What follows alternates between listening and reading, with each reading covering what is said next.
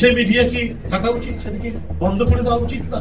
নির্দ্বিধায় তার নিজস্ব অস্তিত্ব টিকিয়ে রাখার জন্য লক্ষ লক্ষ মানুষকে পুড়িয়ে ফেলতে পারে, তার কোনো অবশিষ্টাংশ থাকা, তার কোনো রেসিপিও থাকা, এটা একেবারেই অন্যান্য বুঝে ফেলে দেওয়া।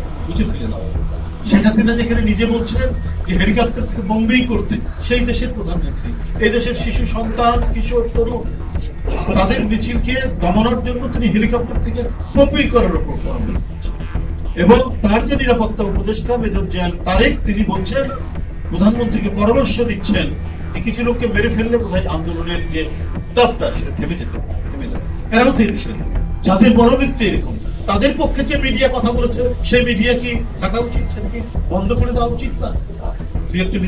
মিডিয়া ৭১ সহ এরকম কয়েকটা মিডিয়া দিন রাত ওই সময় যে জঙ্গিবাদ গণতন্ত্রের সংগ্রামে যারা অংশগ্রহণ করেছে তাদেরকে নানা ধরনের তকমা